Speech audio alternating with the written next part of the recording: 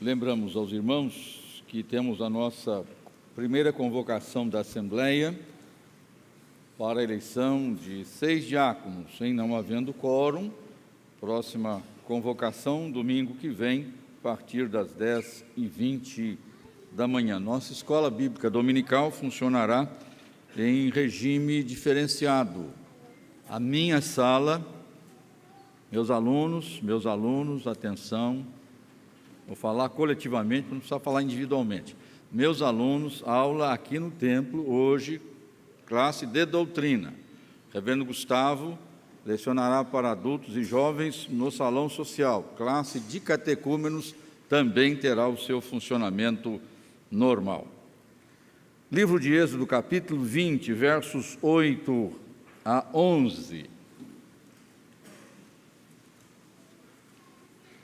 Êxodo, capítulo 20, versos de 8 a 11. Retomamos a exposição deste texto ligado aos 10 mandamentos do Senhor. Êxodo, capítulo 20, versos 8 a 11. Vamos ler juntos este texto da palavra do Senhor. Leamo-lo. Lembra-te do dia de sábado para o santificar. 6 dias trabalharás e farás toda a tua obra, mas o 7º dia é o sábado do Senhor teu Deus. Não farás nenhum trabalho, nem tu, nem o teu filho, nem a tua filha, nem o teu servo, nem a tua serva, nem o teu animal, nem o forasteiro das tuas portas para dentro, porque em 6 dias fez o Senhor os céus e a terra, o mar e tudo o que neles há, e ao 7º dia descansou. Por isso o Senhor abençoou o dia de sábado e o santificou. Senhor, rogamos que nos dês o entendimento e a compreensão da tua palavra, alimentando-nos, instruindo-nos e edificando-nos como corpo nesta manhã. Fala ao meu coração, abençoa-me e dá-me, ó Deus, a graça de ouvir o ensino e a voz do Senhor. Ó Deus, que assim o Senhor nos conceda este privilégio e assim nos abençoes, porquanto oramos em nome de Jesus. Amém. Nós costumeiramente dividimos a nossa vida, nós como cristãos, sobretudo cristãos evangélicos, em 2 polos, em 2 dimensões, as chamadas coisas espirituais e as chamadas coisas materiais. E dentro desta estrutura dicotômica em que nós estabelecemos o nosso modo de viver, nós cometemos um equívoco muito sério, porque nós muitas vezes anulamos a ideia e a compreensão da chamada interatividade, ou imaginamos a ausência da interatividade entre estas 2 realidades, entre estas 2 verdades, aquilo que nós chamamos espiritual e aquilo que nós chamamos material, sem percebermos muitas vezes, sem compreendermos que uma está ligada à outra e que outra influencia uma. E por causa de não percebermos isto, nós cometemos alguns equívocos. Claro que, sobretudo no Velho Testamento, vai se estabelecer para que nós tenhamos entendimento e compreensão para separarmos o santo do profano. É claro que nós temos que ter esta distinção e esta percepção, mas não podemos nos enganar a tal ponto de dicotomizarmos a nossa vida separando, por exemplo, dias de dias.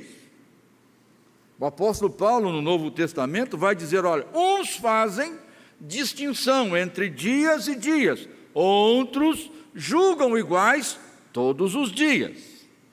Então, a nossa percepção deve ser a de que todas as coisas são espirituais, são sagradas neste sentido.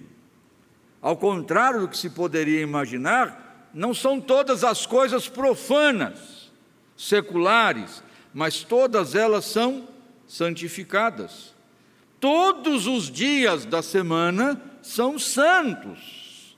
Especialmente nós podemos reservar e devemos reservar, como veremos à medida em que caminharmos no estudo deste assunto, um dia especial para particularmente reservar ao louvor, à adoração a Deus e ao nosso descanso e refrigério. Mas não podemos nos equivocar com esta distinção farisaica de dias e dias. Nós não podemos imaginar, e a nossa estrutura, a nossa arquitetura indica isto, sobretudo nas igrejas reformadas que guardam a sua tradição, e não vai aqui nenhuma crítica, apenas uma observação. Por exemplo, nós percebemos que no nosso contexto de edificação existe uma separação entre a rua e o átrio, que não é o templo. Podem perceber isso. Existe uma cerca, um muro, um portão e um certo espaço até você chegar ao templo, mudando o ambiente profano da rua para um ambiente já diferenciado, um espaço diferenciado. E então, mas ali as crianças podem correr, as crianças podem brincar, nós podemos contar piada, nós podemos ficar à vontade, mas ali já não comportam alguns comportamentos que são admitidos do muro para fora. Agora, quando nós temos um outro espaço depois deste, e aí as nossas portas estão normalmente fechadas, porque tem até alguma coisa de lateral, ou são portas de vidro, etc., mas ficam fechadas, aí nós entramos num recinto sagrado, mais do que aquele espaço que nós estamos. Aqui as crianças não podem ficar correndo, aqui nós não podemos ficar rindo, aqui nós não podemos contar piadas, porque aqui é um espaço mais sagrado. Dentro deste espaço mais sagrado, nós temos... O coro não fica aqui em igrejas reformadas, vocês sabem disso. O coro fica lá atrás. Igreja reformada, coro é lá atrás. É só uma observação, não é crítica, não, irmãos. Porque isso faz parte da estrutura. A questão nossa é que a nossa liturgia tem um sentido teológico, didático, pedagógico. As nossas edificações têm um sentido teológico, didático, pedagógico. Não é à toa que nós temos uma situação de elevação deste espaço em relação a este. Este espaço está colocado acima, por quê? Porque neste espaço, prestem atenção, neste espaço não tem que ter nem piano, nem violão, nem bateria, nem órgão. Tem que ter o batistério e a mesa da ceia, porque este lugar é o lugar dos sacramentos, que estão acima desta simples realidade espacial. Este espaço é um espaço diferenciado, sacramental. Acima deste espaço sacramental, prestem atenção mais uma vez, aqui para trás não tem nada. Nas igrejas reformadas de tradição não vai ter nada. Neste espaço sagrado, que já é elevado em relação àquele, haverá uma elevação maior, que é este aqui, o púlpito. Por quê? Porque para nós reformados, o ponto maior, mais importante, mais elevado, não é a figura do pastor, evidentemente, é a palavra. Nós não somos sacramentalistas neste sentido, embora entendamos que os sacramentos estejam numa posição de destaque. O grande problema é que todo este processo, até mesmo estético, arquitetônico, nos leva a imaginarmos esta dicotomia, essa distinção, de fazermos com que aqueles que estão aqui sejam mais santos do que os que estão aí. E os que estão aqui sejam mais santos do que os que estão lá fora. Isso não é verdade, irmãos. Não é a realidade geográfica, espacial que estabelece isso. É a nossa concepção da nossa relação permanente com o Senhor. Os 10 mandamentos, como nós temos visto, né? E nós não vamos discutir se são 10 ou se não são. Tem gente que conta, acha 9. Tem gente que conta, acha 11. Tem gente que funde 2 com 1. Enfim. Mas vamos manter o que é a tradição. Os 10 mandamentos são feitos numa formulação ou numa estruturação de caráter negativo. Tomando por base o fato tradicional de que são 10, 8 destes mandamentos estão na forma negativa. Não farás para ti imagem de escultura, não terás outros deuses, não adorarás imagens de escultura, não tomarás o nome do Senhor teu Deus em vão, não matarás, não adulterarás, não mentirás, não dirás falso testemunho, não cobiçarás. 8 formulações em caráter negativo e 2 mandamentos com formulação de caráter que fogem a esta normatividade porque não usam a negação ou o advérbio negação, não. Não há esta colocação, por exemplo, no texto que lemos e no que virá a seguir em relação a honrar pai e mãe. Nós poderíamos, tentar, quem sabe, colocar a formulação não aqui, por exemplo, não farás obra servil no dia do descanso. Só para ficarmos bem mnemônicos com tudo não, né? Não desobedecerás teu pai e tua mãe. E aí nós fecharíamos os 10 mandamentos com tudo não, bem bonitinho. Mas Deus tem um propósito. Se não foi esta a formulação original, certamente o contexto em que Deus coloca aqui é para nos mostrar que melhor e mais importante, neste caso, do que a mera estruturação de negação, ainda que a negação seja positiva no seu fazer, a sua formulação, não sendo em termos negativos, traz para nós um estímulo diferenciado. Eu sei que talvez alguns patrícios nossos de determinados estados gostariam até que houvesse aqui, de fato, um mandamento que diz: não trabalharás. Meu rei, não é mesmo? Né? Será que hoje vai dar praia? Vamos à praia, quer dizer, não vamos trabalhar, né? Seriam patrícios nossos que gostariam que tivesse aqui: não trabalharás, mas não há este mandamento, não trabalharás. Por isto, nós vamos trabalhar este texto em algumas mensagens falando sobre trabalho e descanso, sabedoria divina. Mas o senhor não vai falar, afinal de contas, se pode guardar o sábado, se não deve guardar o sábado, por que mudou o sábado para o domingo? Irmãos, se isto acontecer, será no tempo próprio. Como os irmãos sabem, nós temos aí o cuidado e o critério na exposição dos textos bíblicos, trabalhando na sua configuração abrangente, mais do que uma coisa pontual, até porque para entendermos algo que seja controverso, precisamos nos situar adequadamente no seu contexto. Por isso, trabalho e descanso, sabedoria divina. E o primeiro ponto, primeira parte desta série de mensagens nossas, é sobre o exercício do trabalho. Governo, o senhor acabou de falar que não trabalharás, como é que o senhor vai falar do trabalho? O negócio não é descanso? Pois é, irmãos.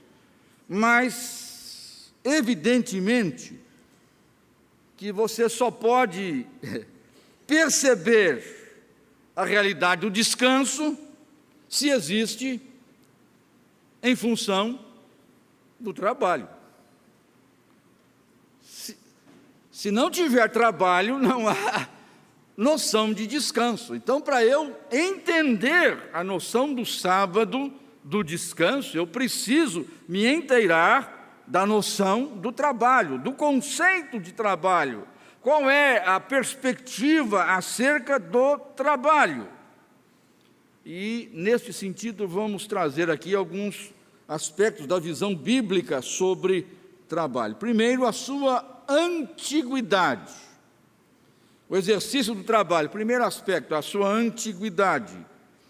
O trabalho, como exercício produtivo, está presente desde os primórdios da civilização humana. E quando eu digo isto, eu estou me referindo tanto da perspectiva secular, quanto da perspectiva bíblica. Se você for uma pessoa que não admite os textos bíblicos como verdadeiros e factuais, pauta-se por conduzir a sua vida na expressão tão somente e exclusivamente do chamado aspecto secular, visível, perceptível e material, também nesse contexto, o trabalho é, sem dúvida nenhuma, algo que está presente desde os primórdios da civilização. Em termos secular, caça, pesca, proteção, extração, coleta, mesmo aquele indivíduo que nega o testemunho bíblico da criação e admite o postulado gratuito quase da ação evolucionista do ser humano, vai admitir que o trabalho está presente na experiência humana desde o seu nascimento como ser humano, nestas dimensões, ou caçando, ou pescando, ou o exercício extrativista, ou a proteção pessoal ou da sua família, a coleta e etc. Então ninguém em sã consciência que tem um mínimo de informação, independente da sua formação, negará que o trabalho faz parte da experiência humana na sua expressão mais antiga. Biblicamente, para nós é claro e evidente que o trabalho está ligado já no processo da criação do ser humano, portanto, nos seus primórdios. Deus instalou o ser humano, o homem e a mulher, num ambiente e num contexto paradisíaco, sem dúvida nenhuma. Mas, ao contrário do que muita gente pensa, o Jardim do Éden não era ócio perpétuo. Mas era bom demais, pastor, que ninguém fazia nada, ninguém trabalhava. Não é verdade, as diretrizes são claras. Quando Deus instala e coloca o homem no Jardim do Éden, há determinações ou há prescrições de Deus que são permissivas, várias. Você pode fazer isso, pode fazer aquilo, comer desse, daquele. Várias diretrizes permissivas. Várias também determinativas. Gênesis 2,15. O Senhor colocou o homem para ele cuidar do jardim, para proteger e etc. E, evidentemente, uma única diretriz restritiva, Gênesis 2,17. Deste fruto não comerás. Mas vemos que Deus, ao colocar o homem e a mulher neste ambiente paradisíaco e edênico, o Senhor diz claramente que deveriam exercer o trabalho. Deveriam ter função laboral no jardim do Éden. Portanto, esse é o primeiro aspecto do trabalho, que é a sua antiguidade. Segundo, a sua originalidade. Diz respeito, portanto, à origem do trabalho. De onde vem o trabalho? Ou, numa expressão mais comum em 2 estados da nossa nação brasileira, né? Quem inventou o trabalho? Quero saber quem inventou o trabalho, que eu vou mandar prender. Na verdade, o trabalho não foi inventado. O trabalho foi criado e projetado Pelo próprio Criador. Se alguém está querendo descobrir quem foi o responsável pela instituição do trabalho, foi o próprio Deus. Ele foi quem o instituiu. E é interessante, irmãos, que ele não instituiu para os outros, mas ele deu exemplo em si mesmo da realidade do exercício. Porquanto o texto é claro: 6 dias o Senhor fez os céus e a terra. Ele trabalhou. Mas agora descansa também um descansão. Não, Jesus disse: meu Pai trabalha até agora e eu trabalho também. Ele apenas mudou a sua ação laboral ou a sua função em termos de exercício de trabalho. Então Deus estabeleceu, o próprio Deus projetou o trabalho para o ser humano. É propósito de Deus para mim, para você, para todos nós, como indivíduos, como pessoas, como seres humanos.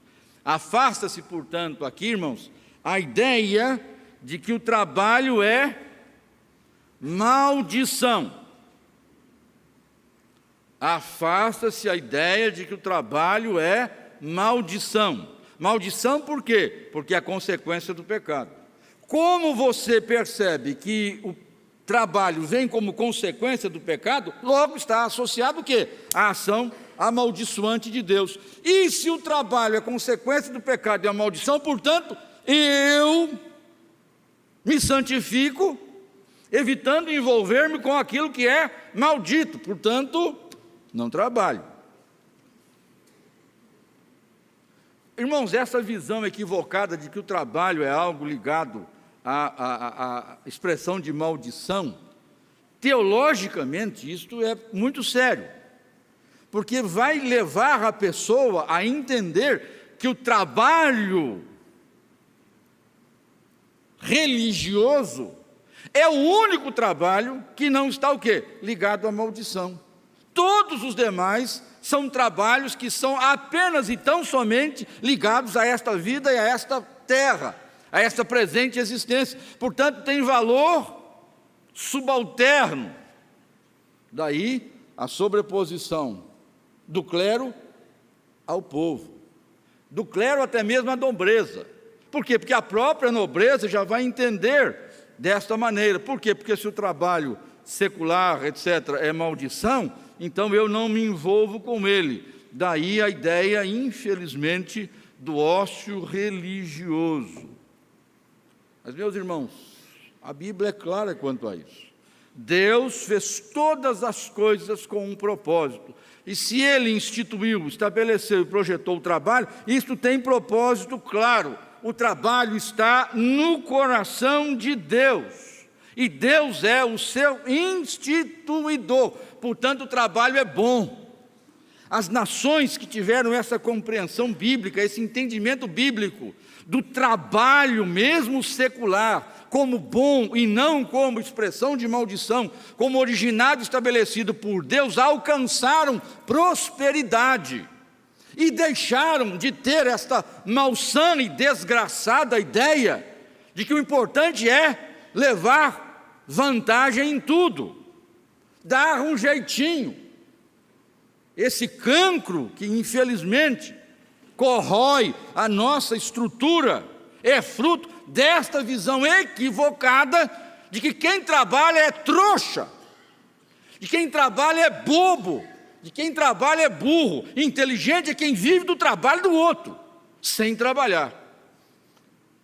E aí você vê a desproporção, e aí é uma questão sociológica, de nações que têm esta visão de que o trabalho é maldição, e veja o seu progresso, e aquelas que têm a visão de que o trabalho é bênção, de que o trabalho é oportunidade de serviço ao Senhor, e veja a sua condição de progresso. Então, primeiro, a antiguidade. Segundo, a sua originalidade. Qual é a origem do trabalho? De onde o trabalho provém? Do coração de Deus. Terceiro aspecto, a sua utilidade. O trabalho não é algo inútil. Ao contrário, ele é extremamente positivo. O trabalho de caráter honesto é fonte de benefício. Porque mesmo que o trabalho possa ser reconhecido pela instituição governamental, ele pode não ser o quê? Honesto. Eu não vou entrar no mérito aqui, porque não é o nosso assunto nesse momento. Mas colocar prostituição e jogo de azar como trabalho honesto e legítimo, reconhecido e com carteira assinada, irmãos, isso é complicadíssimo. Porque você estaria querendo estabelecer como legítimo aquilo que, biblicamente, não pode ser sustentado como legítimo. Então, quando eu me refiro à utilidade do trabalho, é do trabalho de caráter honesto, como fonte de benefício. Não se refere aqui, por exemplo, ao trabalho escravo. Você não está falando, mas a escravidão, quem estava na escravidão estava numa situação... Bom, aí, irmãos, é uma distorção do princípio estabelecido por Deus, é corrupção daquilo que Deus projetou e programou. Não estamos falando desse tipo de trabalho, escravo e etc., ou análogo a isso. Estamos falando do trabalho honesto. É útil a quê? A sua subsistência individual. Você quer ser parasita dos outros? Viver à custa dos outros? Sem ter o exercício laboral seu, produtivo?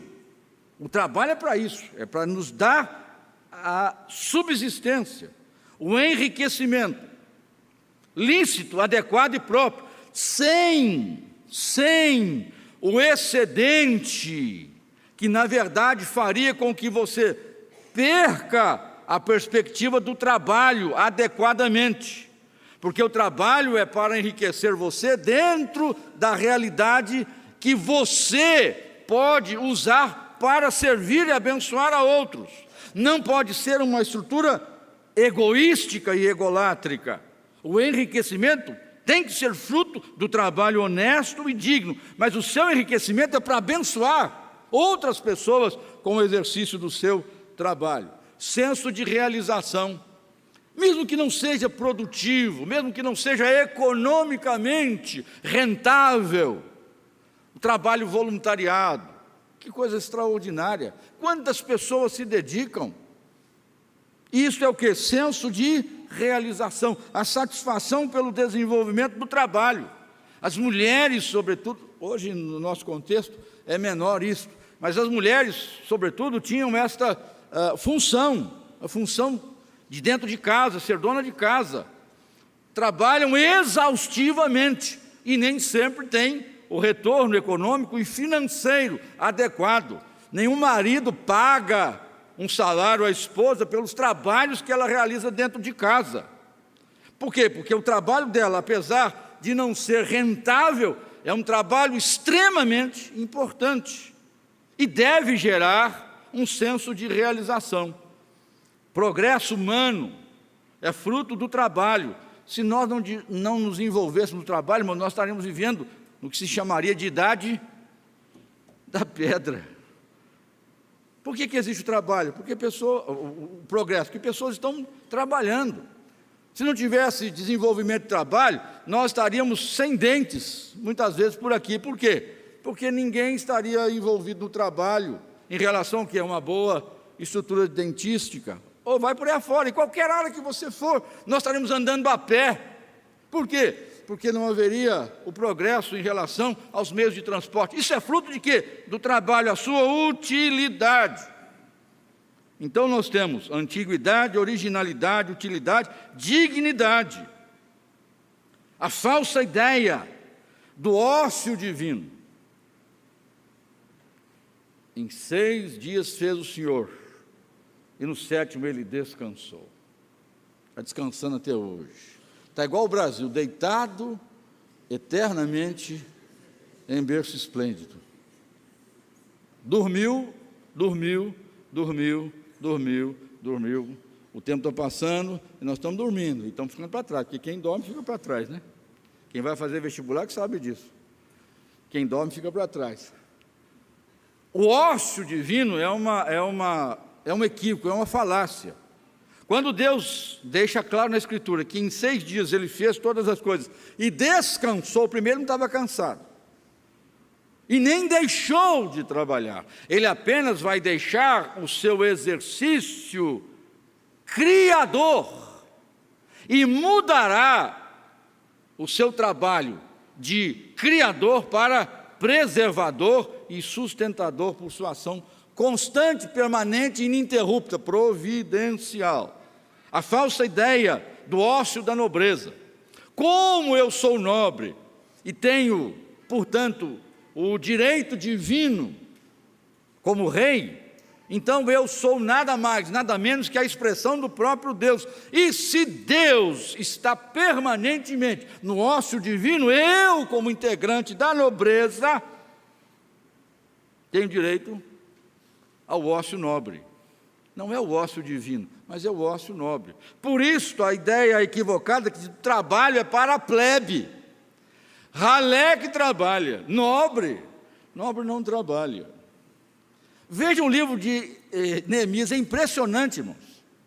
Ele vai descrevendo que todo mundo trabalhou para edificar o muro. Fulano de tal, em frente à sua casa, edificou o muro. Fulano de tal, categoria A. Aí chega assim, mas os nobres... Eita ferro, senhor. Desculpa a expressão. Aquilo me deixa indignado. Mas os nobres, esses, não trabalharam. É lá no livro de Neemias, só você ler. É essa ideia desgraçada e infeliz de quê? De que a elite não trabalha. Por quê? Porque trabalho é para ralé, é plebeu. Trabalho é profano, é mundano, é coisa dessa vida. Então, é coisa de somenos importância, que não tem muito valor. O importante é o quê? É o exercício, o trabalho espiritual. Por isso os clérigos, por isso os sacerdotes são dignificados mais do que o quê? A ralé, que não tem esse privilégio de trabalhar no altar. Isso é um equívoco. Esse trabalho que nós fazemos aqui é tão importante, tão sacro e santo, quanto o seu que você trabalha, seja no seu consultório dentário, médico, seja no seu escritório de advocacia, seja na sua prancha de engenharia, seja com a sua vassoura dentro de casa, ou varrendo as ruas de São Paulo. Por quê? Porque o trabalho é digno. O trabalho não é degradante, não é desqualificador. Eu não tenho que ficar com vergonha, porque eu sou trabalhador. Isso é bênção de Deus, é privilégio do Senhor, seja lá o trabalho que for, em termos honestos. E por último, irmãos, antiguidade, originalidade, utilidade, dignidade e espiritualidade. Essa ênfase bíblica de que todo trabalho honesto é para a glória de Deus. Todo trabalho honesto é ministério, é serviço, é culto a Deus. O que nós temos que entender, é como cantamos às vezes lá no ECC, né? Limpeza não é coisa qualquer. Aí, mas ser aí, isso assim, não é coisa qualquer. Ser isso assim, não é coisa qualquer. Por quê? Porque você está fazendo para o Senhor. Irmãos, o serviço de louvor a Deus que nós fazemos aqui é o mesmo que eu faço quando eu realizo o meu trabalho chamado secular, quando eu lanço os números no meu escritório de contabilidade de forma honesta, correta, devida e própria. Isto é serviço ao Senhor, isto é adoração a Deus. É o que a reforma protestante resgatou no século XVI, de que todo trabalho é vocação para louvor e adoração a Deus. Reverendo, mas eu não gosto do meu trabalho. Converse com Deus sobre isso, meu querido, minha querida. Porque o seu trabalho tem que ser feito com zelo e fidelidade, mas, sobretudo, com a percepção de que aquele lugar é um lugar sagrado, onde você exerce o seu sacerdócio no exercício da sua função, porque o trabalho é bênção e não maldição. Tudo tem que ser para a glória de Deus. Portanto, meus irmãos, quer comais, quer bebais, ou façais qualquer outra coisa, fazei tudo para a glória de Deus, é o que Paulo diz na primeira carta aos Coríntios 10:31. Assim, fazei tudo sem contendas ou murmurações, a fim de vos tornardes filhos de Deus irrepreensíveis, sinceros, inculpáveis, no meio de uma geração pervertida e corrupta, na qual resplandeceis como luzeiros do mundo. Filipenses 2:14 e 15. E Paulo mais uma vez vai nos dizer: e tudo quanto fizerdes, quer por palavra, quer por ações, fazei-o em nome do Senhor, dando por ele graças a Deus Pai. Colossenses 3:17. Trabalho e descanso, sabedoria divina. O exercício do trabalho, sua antiguidade, sua originalidade, utilidade, dignidade e espiritualidade. Que o Senhor nos dê compreensão para que exerçamos o nosso trabalho com zelo e fidelidade, sobretudo para a honra, glória e louvor do nosso Deus. Amém.